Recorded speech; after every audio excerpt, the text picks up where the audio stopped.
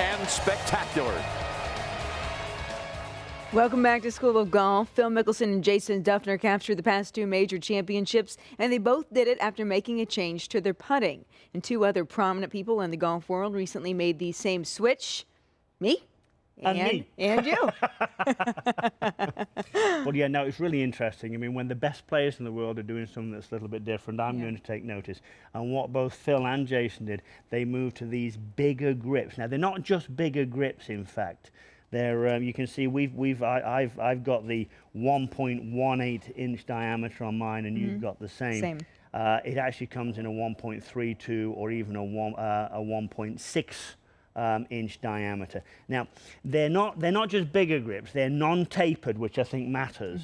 They're the same sort of width all the way down, and they're made of a very nice sort of material, very sort of, it's a polymer or something, but anyway, I mean, I don't know what it's made of, but tacky, I know it feels very, very good. Now, and what does that do? So let me put these down. Holly, let's see you hit a couple. What does that do? To some degree, it certainly takes the wrists out of your stroke. The bigger the grip you use, the more it takes the wrists out, takes the nerves out. So you'll feel the wrists come out of the stroke a little bit here. Okay. But there's a couple more things it does too. Takes the wrists out of the stroke, which is a good thing. I think it takes the hit out of the stroke a bit because the right-hand grip is a bit bigger. But there's one thing it really does that I like. We've known for a long time that a lot of the best putters will put the putter pretty much in the lifeline of the left hand, so it runs up the left forearm if you're a right-handed golfer. I've always had a problem with that, because whenever I've done that with a normal grip, I have this great big gaping gap in there. Well, with these grips, these bigger grips, you can actually put the putter there and still get a correct grip on it without any gap. So I really like that.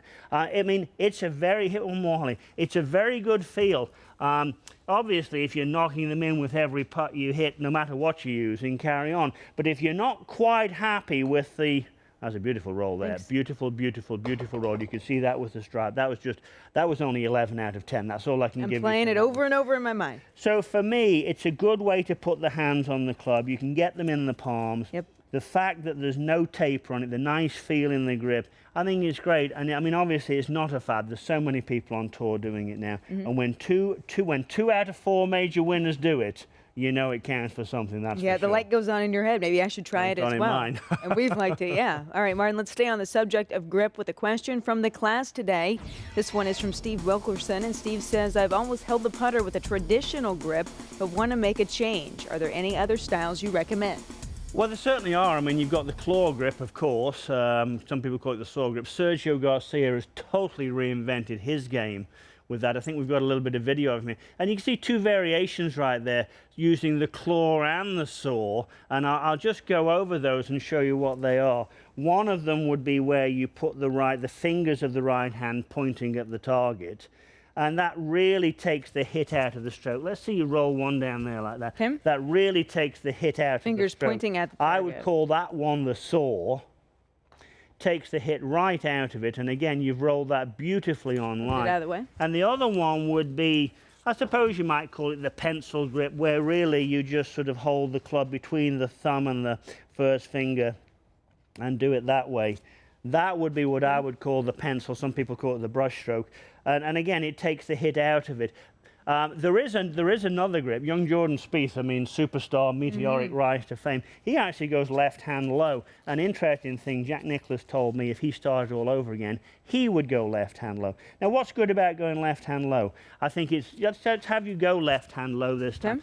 And there have been many who've done that, by the way. But left hand low, some people call it cross-handed, but really it's left hand low. Left hand low makes it easy to get the shoulders and the arms lined up. And I think if you have any tendency to pull putts to the left hand low may be good for you, young lady. No credit cards. The pencil too, no and credit cards, soft. and left hand low. All of them. I'm confused. So lots of ways to grip it, no doubt.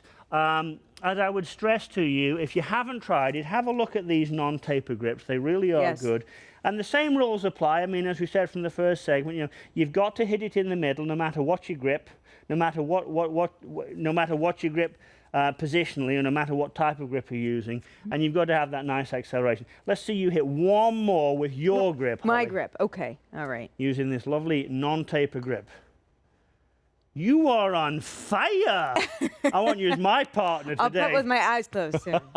Maybe there's just a nice Nicely groove done. here. All right, thanks, Martin. And coming up, it's off to Martin's library for a book called Putt Perfect. When putting for dough, it's important to keep your eyes on the prize, literally. And Martin will reveal a cutting-edge technique sure to help you save strokes on the green. So we return to School of Golf.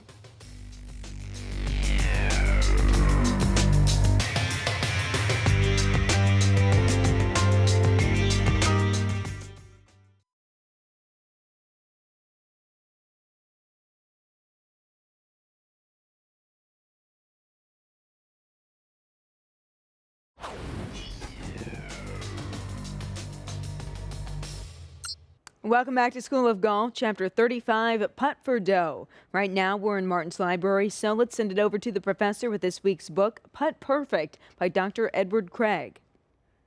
Holly, thank you. It's a really interesting book, and really it covers just about every aspect of putting you could want. But in particular, Dr. Craig talks about how the better players have quiet eyes. There's actually something out there called quiet eye. And by quiet eyes, I mean this. If you watch my fingertip and you look at it right now, your eyes will be still. Now follow my fingertip. If you're following my fingertip, your eyes are no longer quiet. They're going all over the place. That's what most people do. Now, what Dr. Craig recommends is putting a dot or something on the back of the ball for training. I've put a dot on here.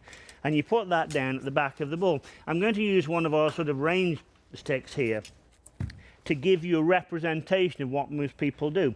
If I was, let's say that's where I'm looking, that stick is where I'm looking.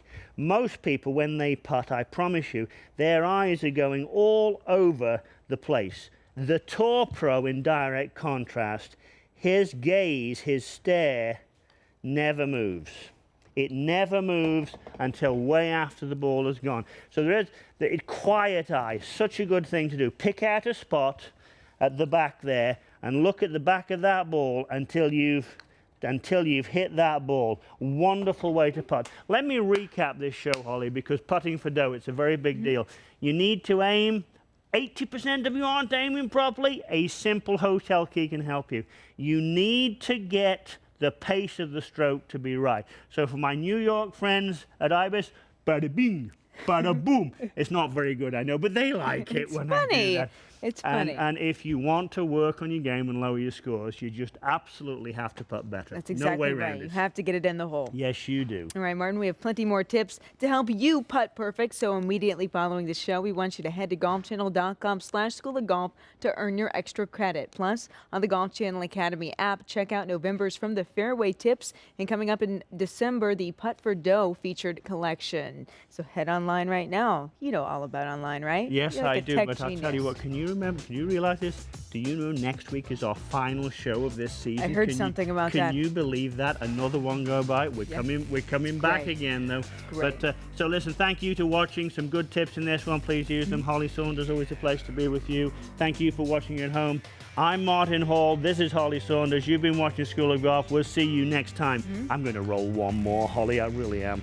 It's going in. Die, you little devil, die.